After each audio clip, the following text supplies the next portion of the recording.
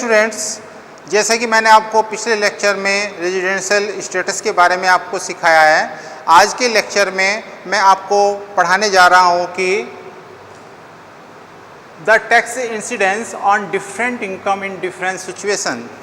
जो different income होती हैं वो डिफरेंट सिचुएशन में वो किस तरह से वो टैक्सेबल होती हैं, उसको मैं एक चार्ट के माध्यम से आपको बता रहा हूं। फर्स्ट, जो रेजिडेंशियल स्टेटस है वो 3 टाइप के हैं: ordinary resident, not ordinary resident और नॉन रेजिडेंट। जो होने वाली इनकम है, सोर्सेज ऑफ इनकम। अब हम इस चार्ट के माध्यम से आपको बता रहे हैं कि कौन सी इनकम किस स्टेटस पर टैक्सेबल होगी और किस पर नहीं। फर्स्ट, इनकम रिसीव्ड और deemed to be received in India during the previous year, यानी कि ऐसी इनकम जो कि प्रीवियस ईयर में प्राप्त हुई या प्राप्त समझी गई। इनकम रिसीव्ड से अभिप्राय क्या है, मीनिंग क्या है इनकम रिसीव्ड का? इनकम रिसीव्ड उस इनकम को कहते हैं जो फर्स्ट टाइम इंडिया में रिसीव होती है। जैसे कोई इनकम अमेरिका में रिसीव हुई लेकिन उसको इंडिया में भेज दिया गया, तो वो इनकम इंडिया में रिसीव हुई नहीं मानी जाएगी, क्योंकि उसकी फर्स्ट रिसीव अमेरिका है। तो ऐसी इनकम जो कि इंडिया में रिसीव्ड हैं और deemed to be received in India, वो ordinary resident, not ordinary resident और नॉन रेजिडेंट के लिए तीनों कंडीशन में टैक्सेबल होगी। सेकेंड, इनकम एक्रूड और अराइजन इन इंडिया और डीम्ड टू एक्यूर और arise in India during the previous year.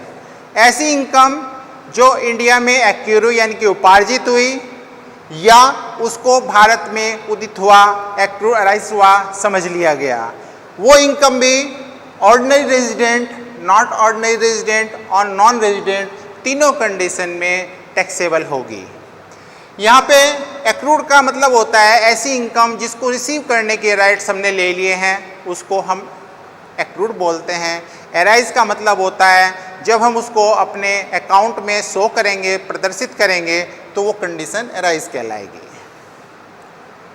Third, income accrued और arisen outside India during the previous year from a business control wholly और partly from India. ऐसा business जो partly India से control है, manage है और उससे प्राप्त होने वाली इनकम को एक्रूड और अराइज हुआ समझ लिया गया है, ठीक है, जो कि आउटसाइड इंडिया है। उस कंडीशन में ये केवल ऑर्डिनरी रेजिडेंट और नॉट ऑर्डिनरी रेजिडेंट के लिए इनकम मानी जाएगी और नॉन रेजिडेंट के लिए ये टैक्सेबल इनकम नहीं होगी।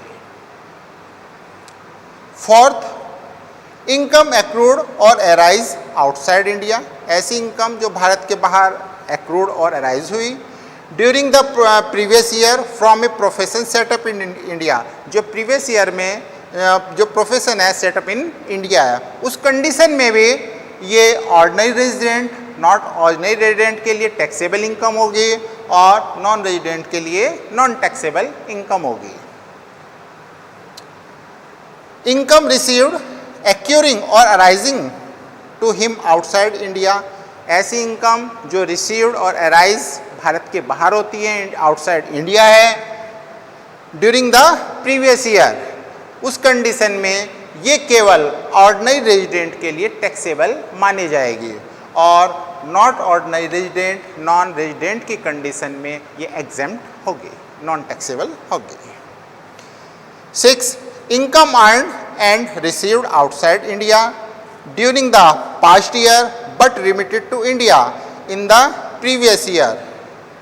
ऐसी इनकम जो कि भारत से बाहर आउटसाइड इंडिया अर्न हुई, रिसीव्ड हुई और उसको उसके बाद इंडिया में सेंड कर दिया जाता है, उस कंडीशन में ऐसी इनकम तीनों का सिचुएशन में ordinary resident, not ordinary resident और नॉन रेजिडेंट तीनों में नॉन टैक्सेबल होगी।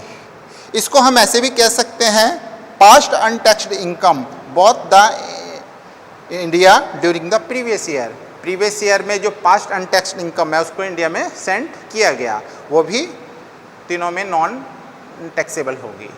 लास्ट में इनका हम टोटल कर देते हैं यहाँ पर, और ये टोटल टैक्स लाइबिलिटी, ये टोटल टैक्सेबल इनकम जिस पे टैक्स देना है, ये हर कंडीशन का हमें पता चल जाता है। Thank you.